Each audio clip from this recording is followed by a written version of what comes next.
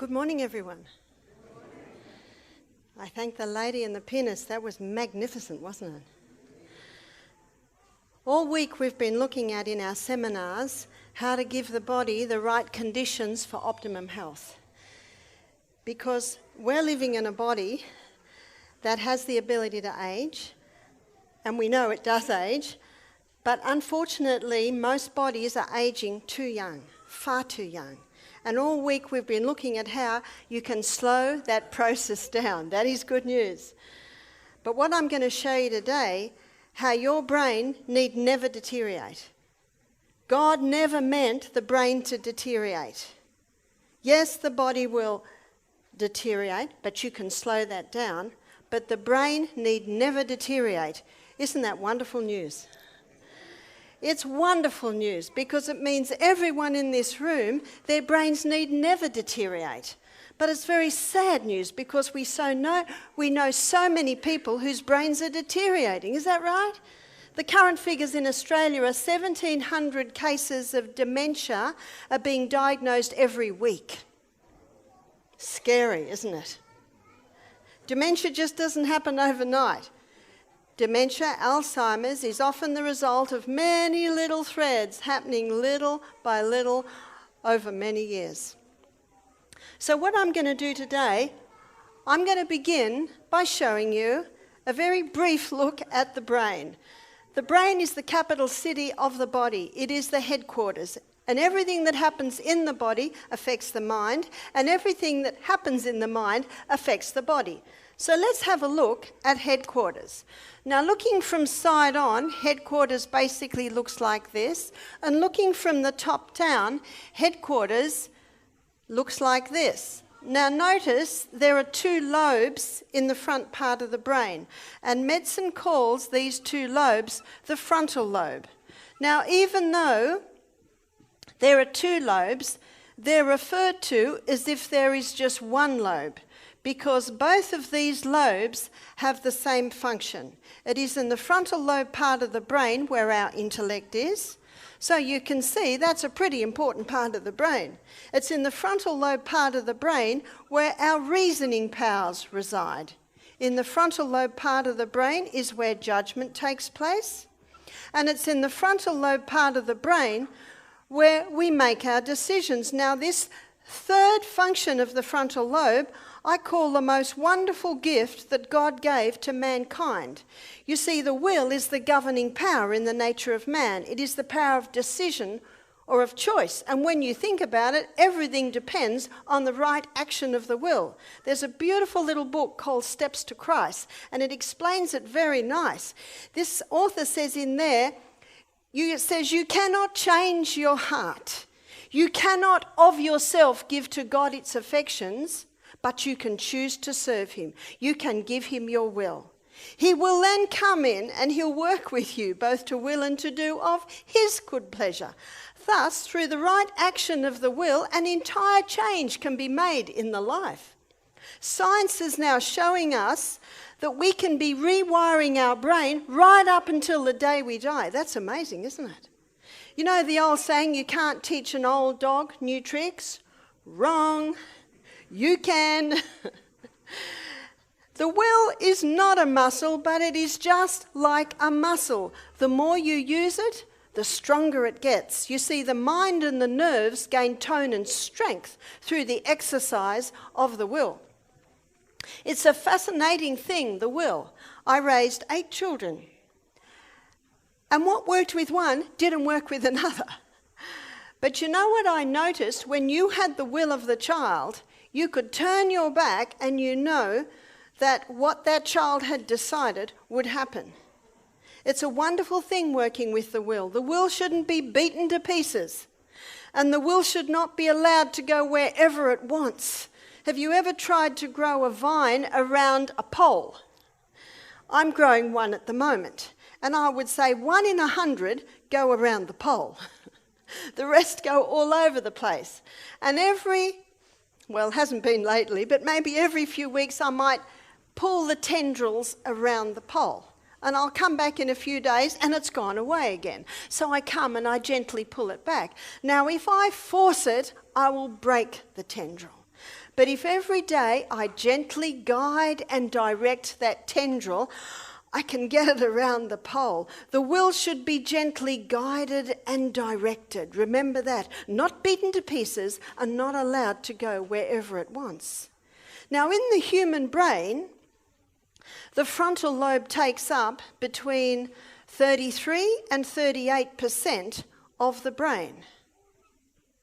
So that's basically the front third of the brain is frontal lobe. And the frontal lobe does not fully develop until the age of 30. And you look traditionally, in a lot of cultures, young men were not given positions of responsibility until they'd reached 30. Jesus began his ministry at the age of 30. I remember my son Peter once at the age of 25, he did something silly. I said, "What are you doing, Peter?" He said, "Mum, my frontal lobe's not fully developed." I said, "Yes, that's why you need your mother." And I say to parents, bind your children to your heart here. Bind them to your heart here. And you don't bind them to your heart by taking them to Dreamworld, or do you have those sorts of things here? No. Do you know how to bind them to your heart? You listen to them. You work with them. You encourage them. Never should the child be praised. Never should their action be praised. Well, what do? I read this in a book and it surprised me. Next page, the author said, the child needs encouragement, gratitude, and appreciation. Got that? That's what the child is. The child did a job well done. One thing can be said, "You're a fantastic kid. Wow, look what you've done." Or another thing can be said, "You did that so well. Thank you so much. I appreciate what you've done." Now, we're all children. We're all human beings. Can you for a moment experience the different emotions with those two things? And when a child's constantly told that they're fantastic, they eventually think they're written a bit. Children are precious. We are all precious. And children need gratitude, they need encouragement, and they need appreciation. And that sort of treatment brings out the best. Why is there a difference? Well, in homes where children are brought up with the hedge of safety around the home, the frontal lobe strengthens. What's the hedge of safety? It is discipline. It's actually limits.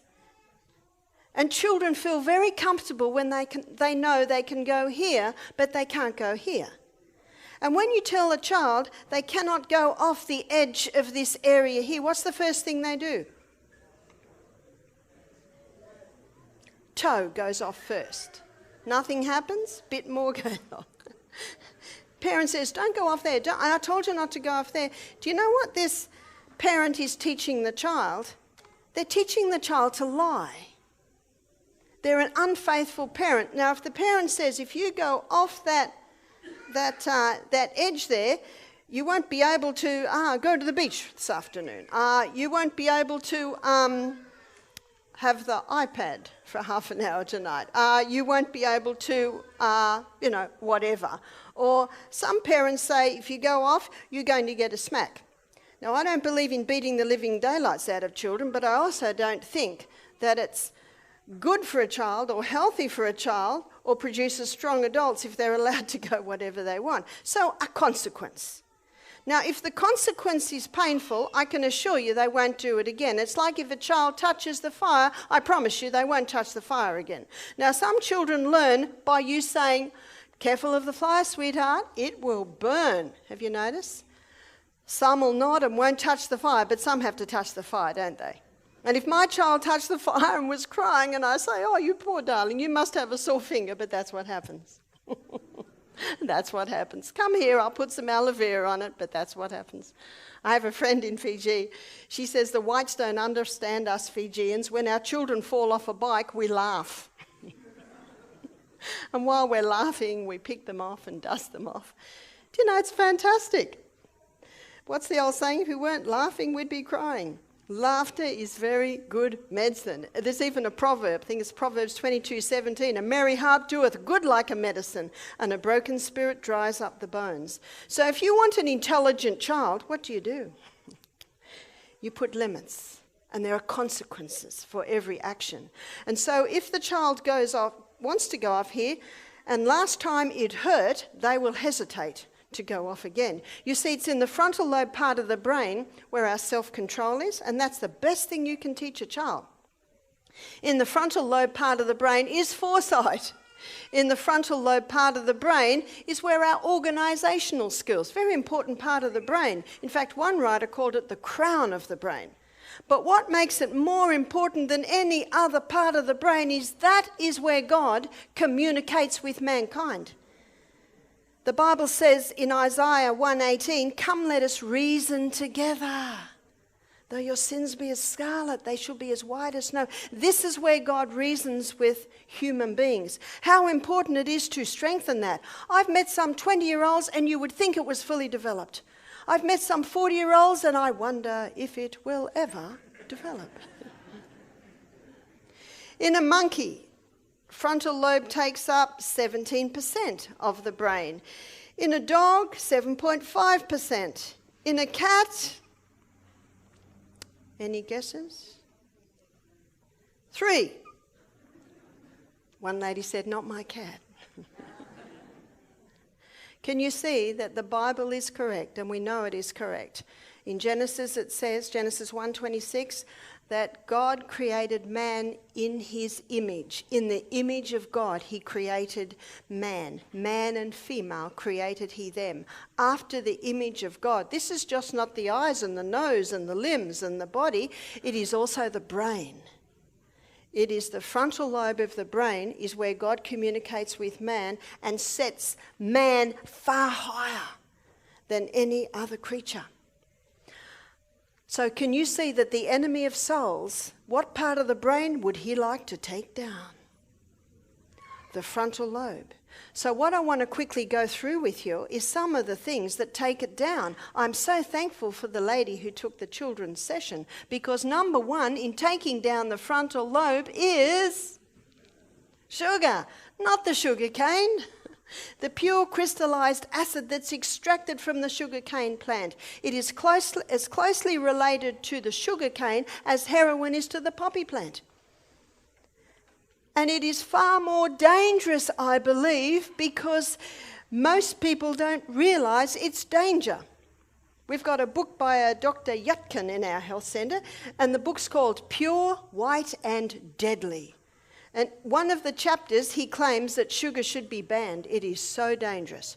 What does it do? It causes blood sugar levels to rise dramatically. This is when the kids are bouncing off the walls. Very quickly, insulin's released to get the blood glucose levels down again. But because there was so much glucose, too much insulin's released. Where are we now? Too low. This is when the kids are bouncing off the wall. This is when they're scrapping and fighting and being disobedient, won't do anything you say. People used to say to me, "How can you stand having your children around you all day?" Because I homeschooled my 6 children. I said, "It's easy when you don't use sugar and you use the will." Easy parenting. I have met some people that have had heartache as children. From parents, from a mother particularly in this case, that lived on sugar. Sometimes everything was fine. Other times he'd pick an apple out of the fruit bowl and he'd get a belting. Parents are no fun when they're doing this. Kids are no fun when they're doing this. Do you know what God meant our fuel to give us? This. A nice, steady, consistent delivery of fuel. And the reason for that is our brain cells are consuming 15 times the fuel of any other cell, and our brains can only hold a 2-minute supply of fuel. And that's why blood glucose levels go up, insulin brings it down. Once it's down, how long does it take before intellect, reason, judgment and will are not working? 2 minutes. Lights are on, but no one's home. And as we looked at through the week, the hybridized wheat gets the blood sugar level up even higher than sugar. It was hybridized in the 50s, went worldwide in the 70s. If you'd like to pursue that a little bit more, there's a book called Wheat Belly by Dr. William Davis, and you can get my DVDs which pursue that one. Caffeine? Surely not. How many Aussies, New Zealanders, woke up to these three this morning? Let me show you what caffeine does to the brain. Here is the nerve cell, and we have 1 trillion of these in our brain. And what I'm drawing now is the receptor sites. They're like the dendrites. And what they do is they bring in the messages, and then they're sent down this arm. This is the axon. There are little filaments at the end. These are the boutons. And then the messages come out and they connect with the next nerve cell. Sometimes these messages can be coming through at 200 kilometres an hour. So the messages come in, they're encapsulated, they're sent down the arm into the little boutons, and then they're released to the next nerve cell. What caffeine does is it interferes with those neurotransmitters. One is adenosine. An adenosine is a neurotransmitter that acts like a fuse box, or you could also call it the brakes. And when caffeine goes in, adenosine levels drop. That means brakes are failing, fuse box gone. Brain says, we've got a problem. Quickly, develop extra receptor sites so that every bit of adenosine that comes through can be grabbed. And then the person comes to our health retreat, Misty Mountain Health Retreat. We don't serve any caffeine. Adenosine levels go back to normal. Oh, do they suffer. People say to me, do you drink coffee, Barbara? I say, no, I just watch the people suffer. Day 1, Misty Mountain Health Retreat. Do you know they suffer more than the heroin addict, than the methadone addict, than the ice addict, than the smoker, than the alcoholic? Whoa! Why does it have such a strong effect? Well, when a cup of coffee is taken, or a Red Bull, or a whole block of chocolate, or a Pepsi, or a Coke, it's almost like we've met a tiger on the path, and an adrenaline response happens. Adenosine levels drop, acetylcholine levels rise. Acetylcholine is the neurotransmitter that has to do with frontal lobe function. So when a person has a cup of coffee, intellect, reason and judgment and will rise. How many people say, oh, I love my coffee, just gets my brain going in the morning? No wonder you've met a tiger on the path. Can you see why acetylcholine levels rise? Because when you meet a tiger on the path, you're going to have to make some quick decisions. You're going to have to use your intellect, reason, judgment. Are you going to be able to climb that tree, or you can outrun him, or can you get a block of wood or something and knock him on the head? Quick decisions have to be made. No wonder this rises. The other neurotransmitter is dopamine, and dopamine is the pursuit of happiness, or the pursuit of reward, or the pursuit of escape hormone. It rises. No wonder you've met a tiger on the path. You're going to have to move. Superhuman feats under a crisis. I'm sure we've all heard of them. Do you know that happens every time someone has a cup of coffee or a block of chocolate or a Red Bull, etc., etc.? Did you know children are admitted to hospital every year, every Easter, with chocolate poisoning? And that bit doesn't get into the newspapers, does it? And you know why it doesn't get into the newspapers? Because what are the journalists and the editors drinking and eating? We've got a book at home called Caffeine Blues, and the author said he had trouble getting the research because the researchers are drinking coffee. One lady said, oh, it just gets me going in the morning, gets my brain going, gets me up and going. I said, that's right, you've met a tiger on the path.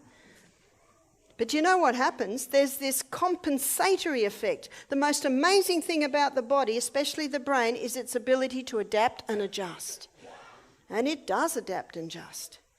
Very quickly, the brain says, we've got an imbalance here, stop making so much acetylcholine. Eventually, dopamine levels are exhausted. When the receptor sites get flooded because of the change, there's the pain. Depression is a chemical imbalance in the brain. The most responsible for a chemical imbalance in the brain is caffeine. I used to work as a psychiatric nurse. What do they drink all day? Well, how come they can drink coffee all day if it does this? Well, guess who also is drinking coffee all day? The nurses and the psychiatrists and the psychologists. Well, how come they don't have mental illness? You would be surprised. You would be very surprised. I'm showing you what causes an imbalance and a compromise of this frontal lobe. Mercury, neurotoxin, no safe dose of mercury, was banned in America for 300 years before some dentists from Europe came over to America, started their own association, the American Dental Association, and they legalised mercury. Why do dentists love mercury? It's the only liquid metal, and it's put with other metals, and it goes into your mouth and it basically molds and sits there. And it's antiseptic. Well, it's antiseptic, all right. It's anti-life. Now, what mercury does, when it hits the bacteria in your mouth, it converts it to methylated mercury. Now it can get through the blood-brain barrier. Now it can get through the placenta barrier. And it starts to chomp holes in the myelin sheath. And when that myelin sheath is 3/4 gone, there's your multiple sclerosis. What also is causing a compromise of the frontal lobe is alcohol. Alcohol and mercury, they're the two, we'll call them NT, neurotoxins. Both of these kill brain cells. Now, this brain cell is unique. Once it's dead, it's gone. Did you hear that? The brain cells we have now, we have for life, and we've got to look after them. And this list here, little by little, is causing a compromise, and these two particularly are killing it. There is no safe dose of mercury. There is no safe dose of alcohol. They're both neurotoxins. Tobacco greatly inhibits fuel to the brain by clogging up the arteries. MSG, monosodium glutamate, causes the nerve cells to overfire. When they overfire, they get exhausted and can die. Chemicals. It's a very socially acceptable list, isn't it? Drugs. We had a doctor do our program, and she said, I've been a doctor for 40 years, and I can tell you that in the medical journals it states that antidepressants cause depression. And there are many drugs that have depression as a side effect. Drugs do not cure disease, they just change the form and location of disease. If a guest comes to me, to our health retreat, who's on 10 different medications, I have a quick look and I say, if you choose, because only you have the authority, you could stop that one, you could stop that one we're going to have to ease off. So if a person's on medication, they need advice on what to implement. But once I find you give the body the right conditions, it starts to get stronger, work better, the medication can be eased off. Very socially acceptable list. And yet little by little, like the dripping tap on a stone, it is eating away at frontal lobe function. No need for me to talk about the dangers of ice, cyanide, arsenic. That's very obvious, but many people are unaware of the dangers of these very socially acceptable things. It's very easy to live well and eat well without sugar because there are so many sweeteners that aren't as dangerous as sugar. There's maple syrup, there's honey, there's palm sugars. None of those will cause diabetes or contribute greatly to diabetes. And they're, as the lady said, the teacher said, they're complex sugars. They don't have as dangerous effect. But how can we rewire our brain? Well, one of the first things you have to do is stop that list. Because when that list is eaten, frontal lobe is compromised, then we lose our ability to make proper decisions. And the laws that govern the mind, when adhered to, bring mental function to its peak. The first law of the mind is cause and effect. Effect follows cause with unvarying degree all through nature. So even with mental illness, there is always a cause. There are causes for depression. Dr. Neil Nedley, you may be familiar with him. He's written a book called Depression: A Way Out. Remarkable book. Every chapter starts with someone's story. And he said, that when he started to implement lifestyle changes in his depressed patients, he thought, if I can just equal what medication does, he said, I'll be happy. And I'll never forget his words. He said, far exceeded. So when these depressed people became hydrated, started eating wholesome food, started exercising, started going to bed early, all the things we've been looking at all week far exceeded what medication does. Isn't that exciting? I've met 6 people in my travels who are bipolar, schizophrenia, and they're medication-free and working well. As a psychiatric nurse many years ago now, I would not have thought that could ever be possible. 1% of psychiatrists today treat mental illness with lifestyle nutrition. Not many, but it's good to know that they are there. So it's of a particular interest to me.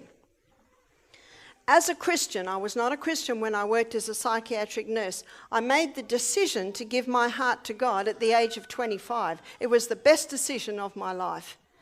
And then God led me into a path of how to treat mental illness without drugs. And one of the most important ways not only is to keep the things out I just drew to you, but also the way we think. The way we think can bring us down. The way we think can bring us up. And that's the most beautiful thing about rewiring the brain. Brings us to the second law. It's a choice. Never allow yourself to talk in a hopeless, discouraged way. If you do this, you will lose much. Page 147 of Christ Objects lesson. Never allow yourself to talk in a hopeless, discouraged way. And we are all tempted with that, aren't we? Now, when we're struggled with depressive or negative thoughts, we have a choice. And most people don't realise you have a choice. Now, it's very difficult to use that choice if frontal lobe is compromised because of the things that I described. Very difficult to use your frontal lobe to make the right choices if you're dehydrated, if you're not eating nourishing food, if you're overloaded with sugar, if you've had late nights, if you haven't exercised. Can you see where the 8 laws come in? Page 127 of the Ministry of Healing. The writer says, pure air, abstemiousness, sunlight, exercise, rest, proper diet, use of water, trust in divine power. These are the true remedies. So you've got to get those laws in place first. We've been looking at them in the seminars this week. So we do have a choice. We not only have a choice on what we say, but we have a choice on how we think. And many people have well-grooved pathways that need to be changed. Dr. Carolyn Leaf, in her book, Who Switched Off My Brain, she explains it very well. She says, when a thought comes into our brain, it is like a breeze. Now, the nerve cells, let's draw a nerve cell here. The nerve cell with all of those receiving stations looks like a tree. So here's the base of the tree, or the basis, and here are the receiving stations. It looks like the branches of a tree.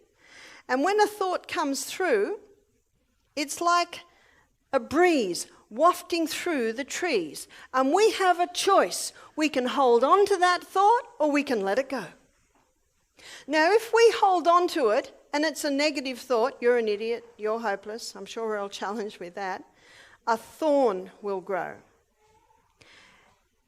Science shows this now, that when we hold on, in fact, 2 words describe it well. When we cherish or entertain, what's cherish? Love.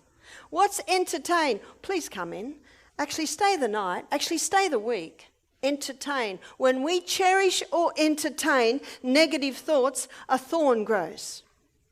And then we continue in fact, you could almost call it a little nest. And those thorns damage the nerve cells. There's your psychosomatic diseases. So at every point, we have a choice. We can hold it or we can let it go. It's a choice. Most people don't realise I have helped many people who get panic attacks. And I find many people are in the habit of panicking. It sounds like a simple thing. In fact, some may be very offended at me saying that. Usually the first panic is granted. It's like the girl that came to our program. She was really in the habit of panicking. She was only 30. I said, when did it all start? She said, well, a guy at work was diddling the books. I blew the whistle on him and I got a brick through my front window that night. Whoa, what would that do? Strong pathway. See that? Strong pathway. So next time this girl goes through a stressful situation, where are her feelings going to automatically go? Down the strong pathway. Have you ever been on a bushwalk? You got a nice pathway. Amelia and I climbed, he's at Mount Victoria. And we didn't want to go around the long way, and we saw a well-worn pathway. Not really well-worn, but obviously the very fit ones. Halfway up, we wondered if we'd taken the right pathway. But we just kept stopping and looking at the view. It was a pathway because many had been there before us. It's hard going through the bush if you can't walk on the pathway, isn't it? Do you know, we as human beings go down the path of least resistance, don't we? So this girl, unbeknownst, because of the panic, it had a profound effect on her. That makes a strong pathway.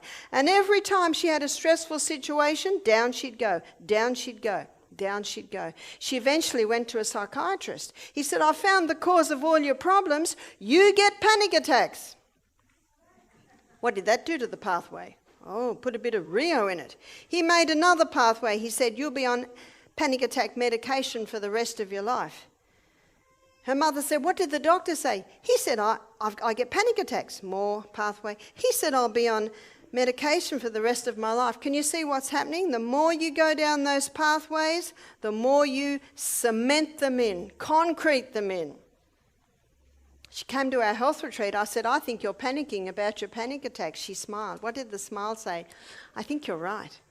You see, the back part of our brain is the feeling part of the brain. And the back part of our brain is a bad boss. It doesn't mean feelings are bad. Of course feelings aren't bad, but they're not a good boss. The front part of the brain is a very good boss because every decision this part of the brain makes is made according to intellect, reason and judgment. You see that?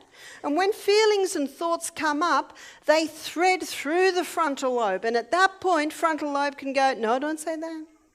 Or frontal lobe might say, yeah, that's good. That's your board of senses. That's your board of critiques. Can you see what God meant for human beings? That their frontal lobe be under the control of God. Early every morning, I pray and I give my frontal lobe to God. Because he gave us choice. God is not in every man. You would never say God was in Hitler, Stalin. No. God gave mankind choice.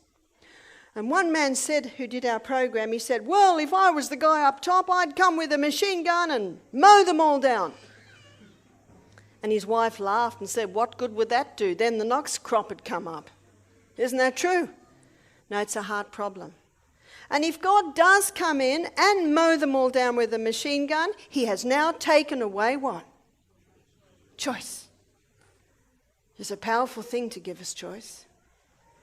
And God never forces. But there's a verse in the Bible that says, behold, the devil walks around like a roaring lion, seeing whom he can devour. And then the Bible says, whom resist? Steadfast in the faith. When we have the faith of Jesus that we have developed through a knowledge of him, we have the strength to do it. But let's look at Revelation 3:19. It's a beautiful picture of God. He says, behold, I stand at the door and knock. And if any man hear my voice and open the door, he says, I'll come in and sup with him and he with me. Beautiful illustration of the intimacy with which God wants to know human beings through their frontal lobe. God prompts us through our frontal lobe. The devil tempts us through our feelings. One lady said, I got two voices in my brain. I said, we all have. It's the feeling part and the God. Every morning we get it. We wake up. It's very early. Frontal lobe says, Give your heart to God. Have a big drink of water. Go and walk. Feeling says, oh, I'll just sleep a little longer. Off to sleep. Oh no, look at the time. No time to pray. No time to walk. No. Can you see that? The only way to do it is to go to bed early. That's the only way to do it. You got to start today to plan for tomorrow. I said to this girl, I think you're panicking about your panic attack. She smiled. She knew she was, but she didn't know what to do. Every time a panic happened, whoa, down the path of least resistance. She did not know what to do. I said, you know, at that point you have a choice. And what helps the choice? If you drink a big glass of water, if you go and run around the house 3 times, do push-ups, do some physical, have a cold shower. You just got to get over that peak. I gave birth to 6 babies. I had all natural births. And yes, it's tough, but you also know that soon it's going to ease. And then you'll have 30 seconds to prepare for the next contraction. But it comes to a peak, and then it eases. So you can handle it. You can handle it. I love coaching women through childbirth. It's a wonderful thing to have a natural childbirth and be awake to see that beautiful new baby. I have to tell you that they thought I had a long time once and they all left me and the baby came and I just had to deliver that baby myself. And it was just the most amazing experience. So I'm glad it was my 5th child, so I knew a little bit about it by then. But I thought, whoa, you know, why can't women be educated so they can deliver their own babies? But we're not going to go there right now. That's another subject. We'll do it in the women's meetings. So you have a choice. At that point, you have a choice. It's difficult, especially if you've got a well-worn pathway. But if that point you make a decision, I'm not going down there, your whole body's screaming at you to go down there. Just ignore it. Remember? Your feelings are like a wild horse. They need the bridle on them. Whoa up, whoa up. They need the bridle. There's a psalm that talks about this. It's Psalm 39, and it says, I will take heed to my ways. I will keep my mouth with a bridle. And the other psalm is Psalm 17 verse 6. And the Bible says, I will bless the Lord who hath given me counsel. My reins also instruct me in the night season. Here are the reins. This is the bridle. Keep it strong. Keep it hydrated. Keep it slept, nourished, exercised.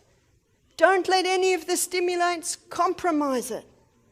And then you will have the ability to say, no, I'm not listening to this wild horse.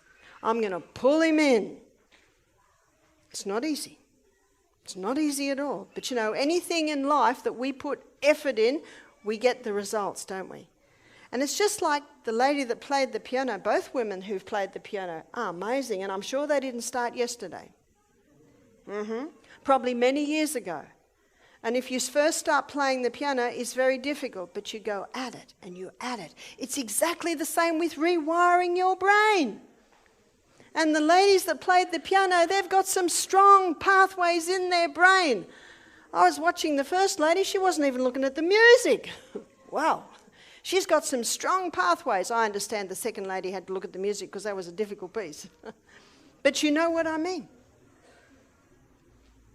It takes effort, little by little by little. So I said to this lady, become well hydrated, run round the block. Now, the first time she conquered her panic attack, how did she feel? Like a mighty conqueror. Second time, it's a bit easier. How long will it take before her conquering panic attack pathway is stronger than her panic attack pathway? 21 days of not going down the panic attack pathway, 21 days of going down the new conquering the panic attack pathway, and now she's in the habit of not panicking. Can you see that? 21 days, research shows. 21 days of visiting the new, not visiting the old, and the old one fades out. Isn't that good?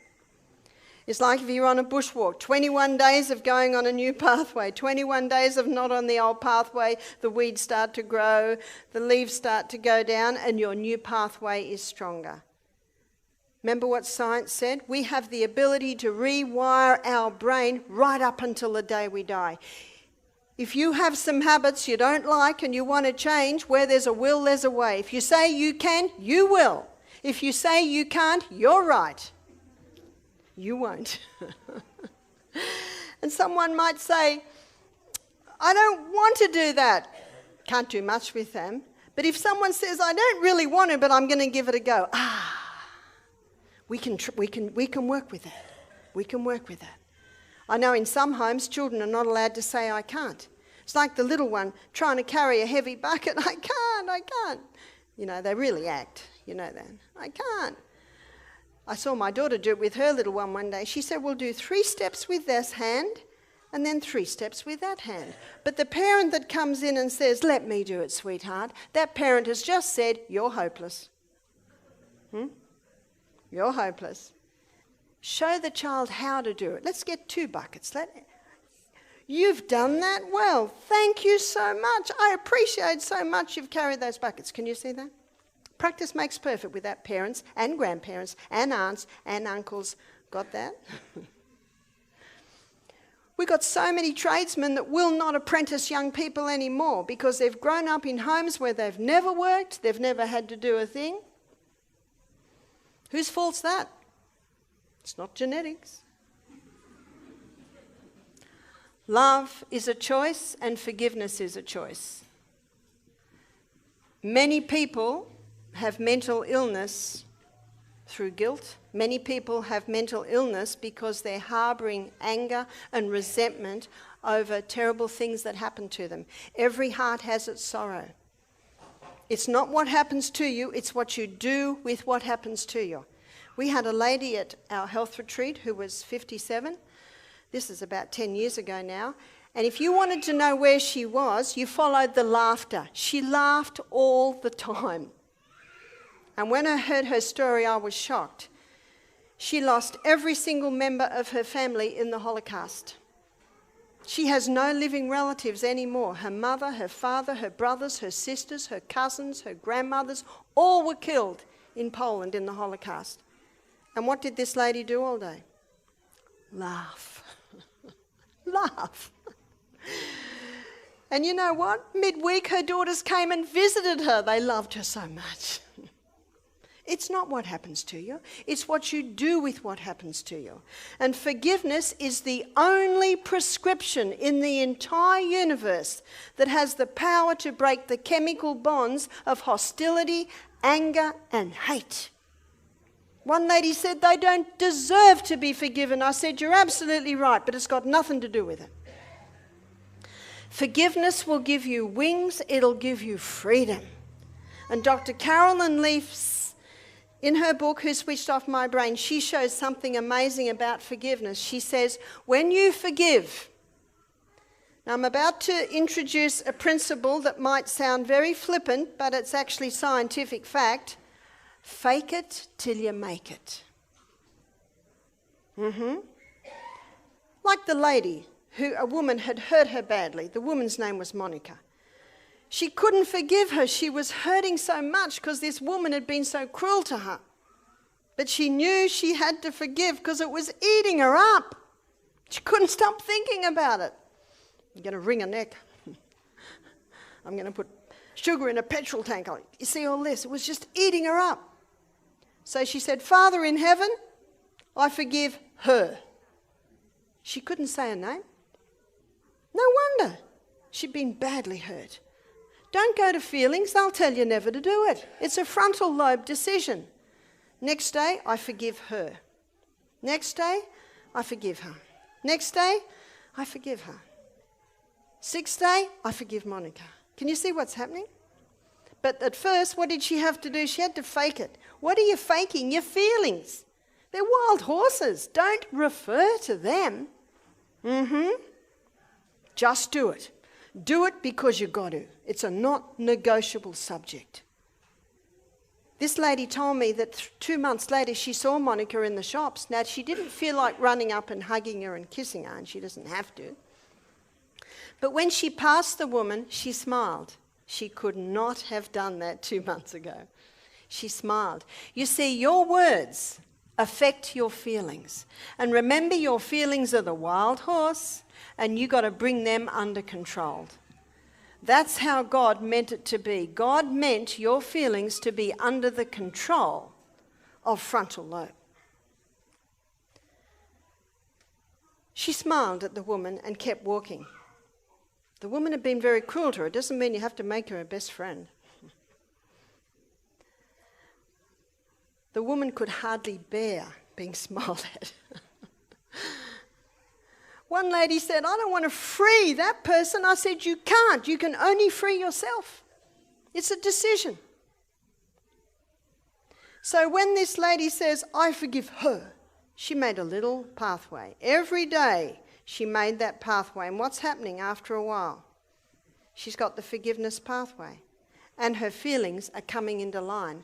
It is true that our words reveal our feelings, and that is the fourth law.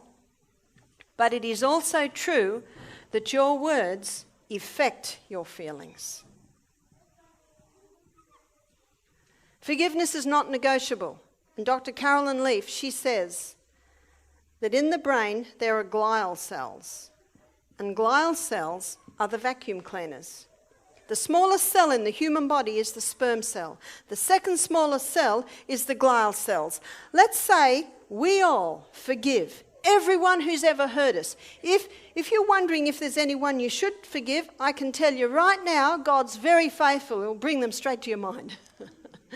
Maybe they just popped in. Remember, you don't have to feel like it. Just do it. No wonder you don't feel like it. Especially when there's been very severe cases of sexual and physical abuse. Just forgive. Just do it. When you go to sleep tonight, and as you heard this week, we're going to try and be asleep by 10. When you go to sleep tonight, because you've chosen to forgive, these little cells are activated. And they come along and they vacuum clean the thorns up. Medicine now shows that forgiveness has a physiological effect on the brain to clean it up. And what does the Lord's Prayer say? Father, forgive us our trespasses as we forgive. Got that? So if there's anyone in your life you're not forgiving, God cannot forgive you. People don't think that when they say it, do they? Love is a choice. The movies are wrong. I hope I haven't disappointed you. They must be wrong when 70% of marriages fall apart. Love is a choice, and love should be made here. The choice to love is a frontal lobe activity. I'll tell you a story. My husband, Michael, had been a single man for 3 years. I knew Michael. We'd known each other for 10 years. But Michael said his first wife fell away because he knew it was a feeling decision. And he'd been a single father with little children, and he knew his children needed a mother, and he knew he needed a wife. So he decided to choose his wife scientifically. He said, I'm a businessman. He said, if you make a list and you adhere to the list in your business decision at work. So he said, I'm going to do this with marriage. So everybody that Michael knew, he put on the list. And his mate said, get one of the young therapists, because Michael was 39 at the time and they were about 25. And he said, okay. And he said to his mate, doesn't work out on the list. He said one name kept going to the top of the list. And unbeknownst to me, because no one knew about the list, it was me. He said I had 2 negatives against my name. One, I had 6 children. Who's going to take on 6 children? You know, it's a big job. But he said when he got to know the children, they were really good workers, so they went to the positive side. He said the other negative I had was that I was older than him by, I think, 3.5 years, and he'd never considered anyone older than him, but he thought, I'm nearly 40, what does it matter? So that went to the positive side. So he said to his daughter one morning, because his children knew about it, I think his daughter was 11 and his son was 12, and apparently they thought I was a good choice because I cooked good food.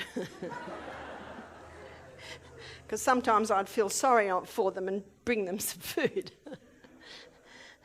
Because Michael can cook toast, that's about it. So Michael got up one day and said, "Today's the day I will ask Mrs. Russ to marry me." And his daughter said, "Dad, you have to ask her out first." He said, "There's going to be nothing emotional about this decision." But his daughter wore him down, and so I got a call. "Would you like to go out for tea tonight?" I said, "Yes." No hesitation, because I very much liked Mr. O'Neill. I just thought, can't get near him with a 10-foot pole. What a pity, nice guy. So when he asked me out, I'm totally puzzled because he doesn't do that. We had a nice evening. When he dropped me off, he shook my hand.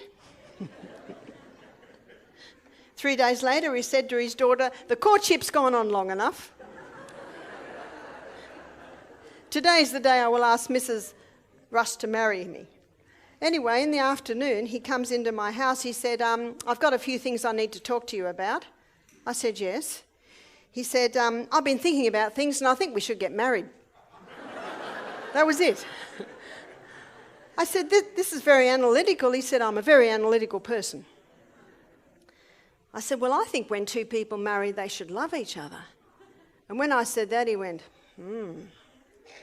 He said, "Well, I'm very attracted to you and I love your character." And I thought, wow, Mr. O'Neill feels that about me. I certainly feel that about him. So I said, "All right, I will." Just like that. It seems like a very flippant answer to a life-changing question. But I very much liked Michael. I very much respected him. He was the boss at Living Valley Springs where I worked. And so my thought was, he wants to marry me? That sounds good. So he said, "Great, meet me tonight at my house with all the kids."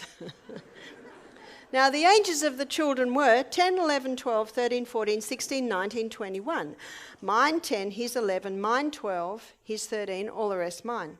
So we sat in a half circle, 4 boys, 4 girls, and Michael said, "Well, we have an announcement to make," and his children said, "Dad, we already know."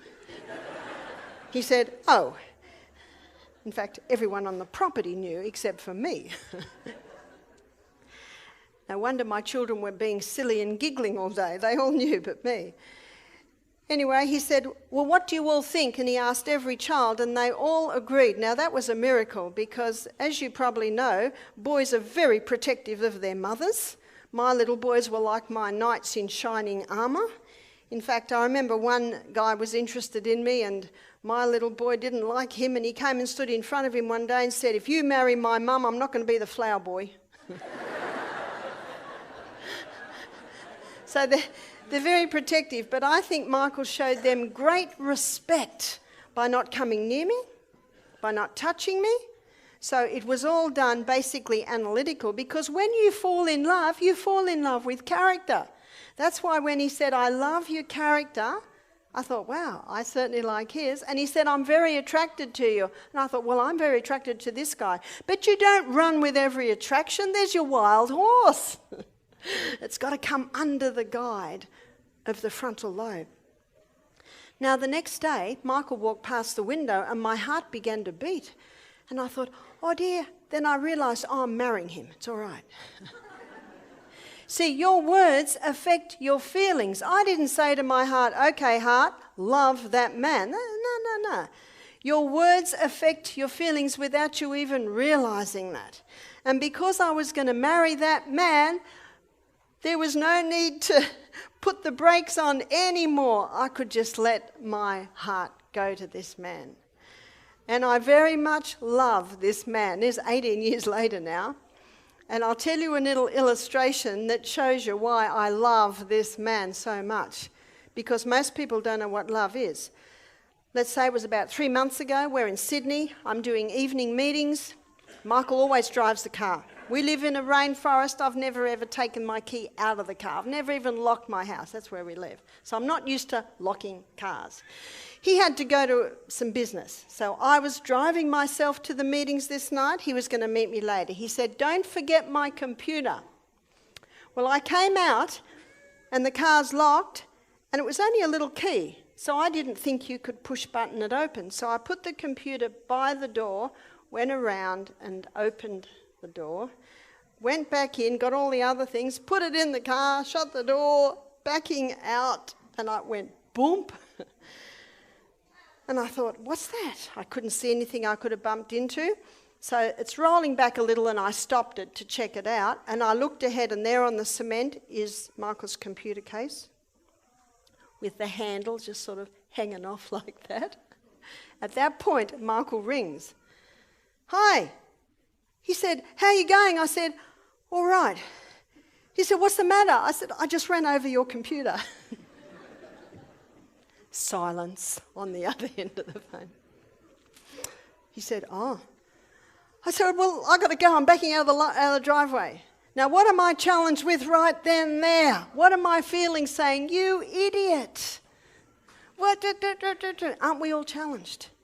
I've got a choice right then and there. Frontal lobe's working well. I was given it all the right conditions. Frontal lobe says, oh, look, settle down. No wonder, you didn't know the key. It was dusk. Michael, can you see reason, intellect and judgment? You're about to give a 2-hour meeting. And you don't want this to trump this. Put it out. So I effectively did. It was a mistake. Don't we all make mistakes? That's why we always should be tender with other mistakes. I'm driving along, having a bit of a struggle, but I feel I'm on top. I get a call. It's Michael. Hello? It's all right. This is Michael. It's all right. Thank you. Why do I love that man? What is love? Love suffereth long, and is kind. Love envieth not. Love vaunteth not itself, is not puffed up, does not behave itself unseemingly, seeketh not its own. Rejoices not in iniquity, but it rejoices in the truth. Believeth all things, beareth all things, endureth all things, hopeth all things. Love never fails. Isn't that true love? Shouldn't that be said at every wedding? Shouldn't that be gone over 6 months before the wedding?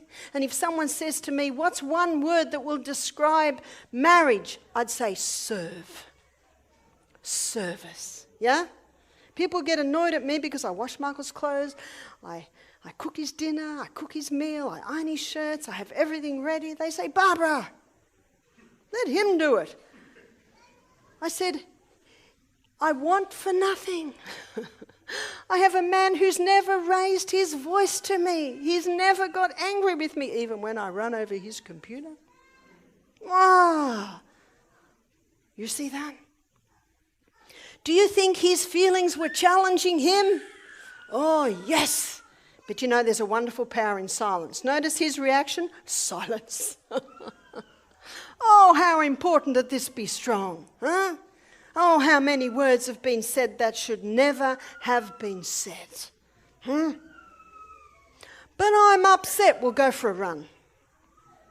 I'm upset. Have a cold shower. Have 10 glasses of water. 10 glasses of water, better than losing it. Better than a mother run round the block 3 times in a 90 than lose it with the kids at the breakfast table. Got that? The policeman might knock on the door to find out what's happening. Your words affect your feelings, so be very careful on your words. Your words reveal your feelings, and you cannot let them all out. Proverbs 29:11 says, the fool utters all his mind, but the wise man keeps it until afterwards. Colossians 4 verse 6 states, let your speech be always with grace, seasoned with salt, that you may know how you ought to answer every man. Takes work. Number 5 is the law of adaptation. It's called neuroplasticity. Have you heard of it? In fact, 10 years ago, medicine thought we had a hard-wired brain, but they now acknowledge we have a soft-wired brain because of the law of adaptation. There are 2 proverbs that show this, so the Bible was talking about it thousands of years ago. One is Proverbs 13 verse 20. He that walketh with wise men shall be wise, but a companion of fools will be destroyed, because of the law of adaptation. The other proverb is Proverbs 22:24. Make no friendship with an angry man. With a furious man thou shalt not go, lest thou learn his ways and get a snare for thy soul. Because of the law of adaptation. Now, because of the law of adaptation, our brain has the ability to grow and our brain has the ability to shrink. A terrible growing scenario is when people cherish and entertain negativity. And what's growing, students? Thorns. Lots of thorns. Damaging the tissues, damaging the bodies. I know that your frontal lobes are working very well right now because you're probably very, very hot. Congratulations. Soon we will be finished and you can get some water and have some fresh air because it's particularly hot. And I do understand you haven't got fans here because this doesn't usually happen, yeah? So that's the terrible growing scenario. If you've been through heartache, and I'd like to suggest we all have, stop relating it. Stop going on and on about it because you know what's going to happen to it? It's going to grow, and who would want that? And the thorns grow. What's a wonderful growing scenario? Every time we learn something new, we develop another dendrite. My husband learnt to fly the helicopter 6 years ago, and it was a manual. And 5 different things at once. Left foot, left hand, and right hand are doing 2 things all at once. And his teacher said to him, I'm warning you, you're in your 50s, it's going to take a while. Do you know, Michael mastered it in the same time that the 20-year-olds master it. Has he ever had a 50-year-old who's not drinking alcohol, who's not smoking, who's not having coffee, who's going to bed early, who's well hydrated, who's well exercised? There is a formula. And if you abide by the formula, you will get the results. Michael grew a lot of dendrites. Every time you learn something new. Now, science shows that the most powerful is musical instrument. Can you play a musical instrument? If you can't, it's time to learn. Whether you're 9 or 90, got that? I love the story of the 92-year-old man who learned to play the piano. Most people in their latter years find it hard because they're dehydrated, they're having too much coffee, they're going to bed they're not exercising. Exercise has got nothing to do with age. If you don't use this body, you will lose the strength of it. Another causing growth is learning a new language. And the most powerful is memorizing scripture. Now, you might think I've got a gift, but I don't. I'm like a dog at a bone. Now, I'm going to recite something now. It's going to take about 2 minutes, and it took me 6 months. It's Proverbs 22, verse 17. Bow down thine ear and hear the words of the wise, and apply thine heart to my knowledge. For it is a pleasant thing if thou keep them within thee. They shall withal be fitted in thy lips, that thy trust might be in the Lord. Have not I made known to you this day? Have not I written unto thee excellent things in counsel and in knowledge, that thou might know the certainty of the words of truth, that thou might be able to give an answer to them that are sent unto thee. How long did it take me to learn that? 6 months. You never give up. Most people memorize for 3 days and they can't remember it. That's like almost getting to the top of Mount Victoria and you're so hot and tired you're just going to walk back down. No, you're nearly there. You're nearly there. You might find it quicker, but I do a verse a week. Now there wasn't as many verses there to make up 6 months, but sometimes I'm travelling and don't quite get to it. Start memorising. It's such a fun thing to do, and it's the most powerful way to develop new dendrites. Got that? My memory on names isn't great. I've been staying with Carol and Julie, and for the first 3 days I just kept getting their names all mixed up. So I'm not naturally good at memorising. It's hard work. It's just like anything you master in life. One nerve cell has the ability to develop 70,000 dendrites. Look at the possibilities of our brain. The tragedy is most brains are underutilised. But today's the first day of the rest of your life. Today you can begin. shrink. If you don't use your brain cells, they die. Mercury kills them. Alcohol kills them. Lack of use kills them. And remember, they don't grow again. But in 1998, a group of scientists discovered brain-derived neurotrophic factor. And brain-derived neurotrophic factor is a protein that stimulates new brain cells. How exciting is that? But it'll only happen if you go to bed early, if you have a low carbohydrate, low sugar diet, if you exercise every day, if you're fully hydrated. There are requirements. You know what another one is? Fasting. Do you know what an easy way to fast is? Have breakfast like a king, lunch like a queen, and tea like a pauper. Sometimes paupers don't eat. Many days I fast from lunch to breakfast the next day. That's about 18 hours. That fasting stimulates brain-derived neurotrophic factor, the protein that stimulates neurogenesis, new brain cells. And isn't that the formula God gave us? So what's the good shrinking scenario? When you forgive everyone who's ever hurt you, ever misunderstood you, you turn painful past to dust. And when you turn painful past to dust, when the glial cells come along and eat up all the thorns, there's nothing to draw you down there anymore. And the pathway to that bad memory actually shrinks. Isn't that good news? It need not be part of your everyday life. How exciting is that? Some people are plagued with their past. Forgive. Forgive. It'll turn the painful past to dust, then there's nothing to draw you down there anymore, and that pathway shrinks. We never forget, but it need not be part of the everyday life. The final law is the law of diversion, and the law of diversion states that when something's so firmly denied as to refuse any hope for it, the brain has the ability to divert to other pursuits. Isn't that a great law? So if something's denied you, accept it, and then look for where God wants you now. What's the old saying? If God closes a door, he opens a window. Well, one Italian man said, no, in Italy we say when God closes one door, he opens two. And have you found that in your life? When I was in the rainforest, living with an alcoholic and a drug addict, the father of my children, struggling to be able to even get enough food to feed my children, I never dreamt in a million years that I would become an international speaker. Wow, what God can do to a human being. And when I left home in 1993, escaping just with my 6 children in the back and only the clothes on our back, I thought it was the worst thing that had ever happened to me in my life, but it was the best.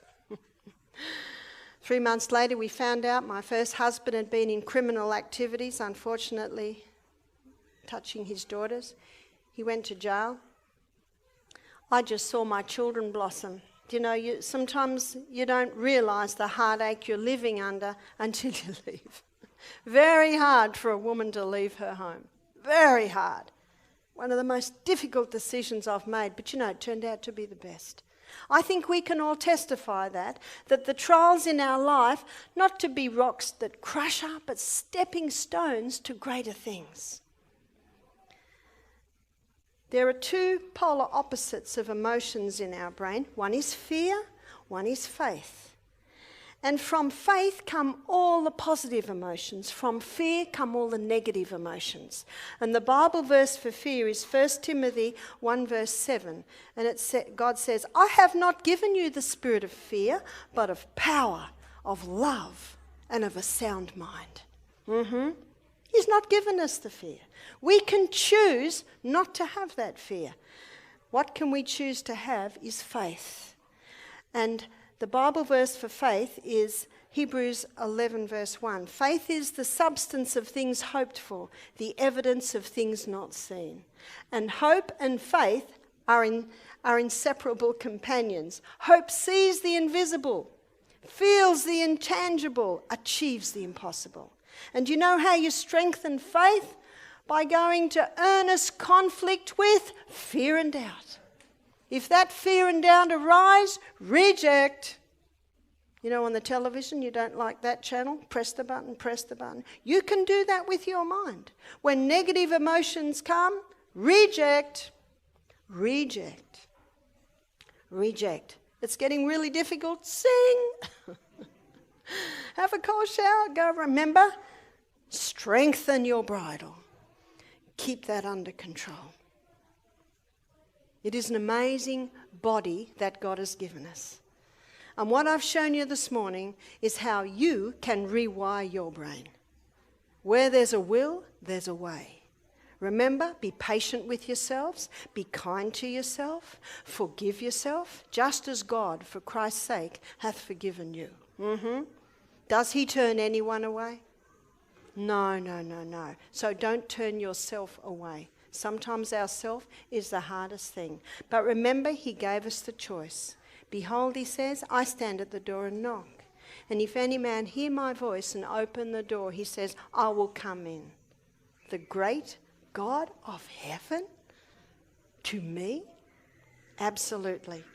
Let me end with another beautiful section out of Steps to Christ, page 100.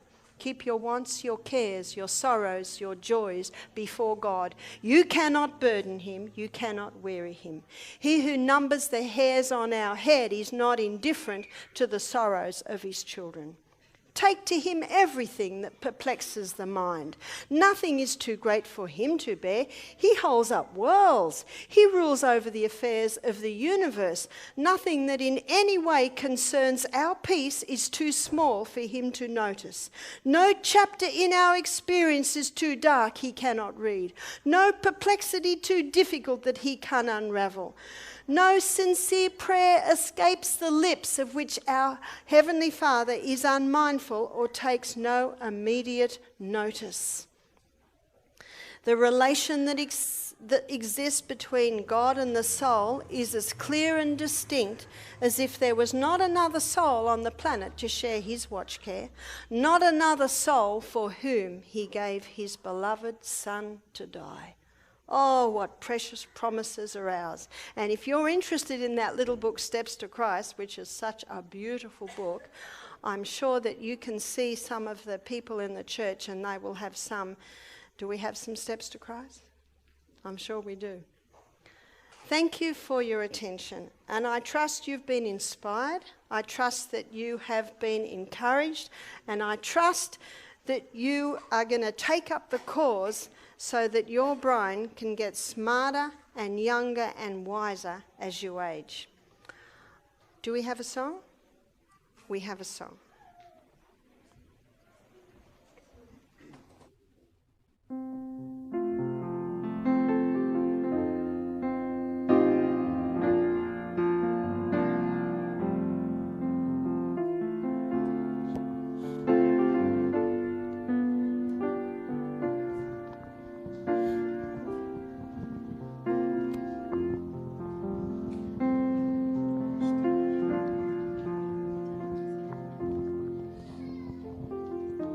Let's stand to sing Amazing Grace.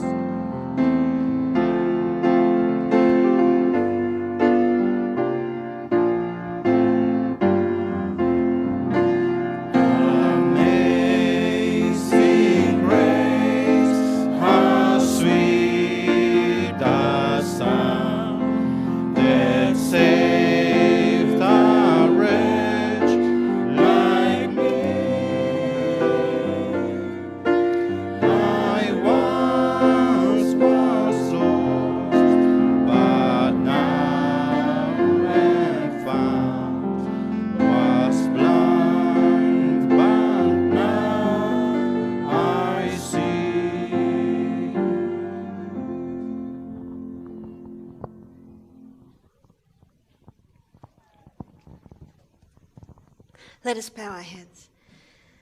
Amazing grace, how sweet the sound that saved a wretch like me.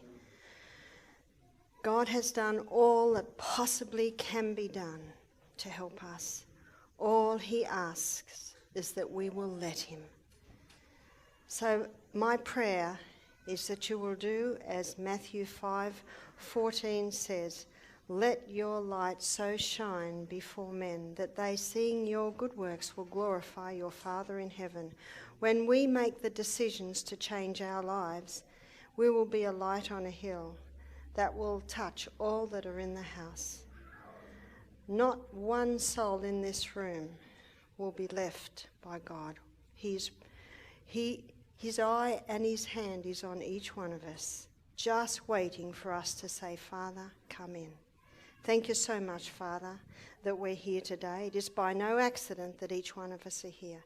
Thank you so much for this information on how we can better serve you and know you. I pray, Father, that you will continue to guide and keep each one of us. This is my prayer in Jesus' name. Amen.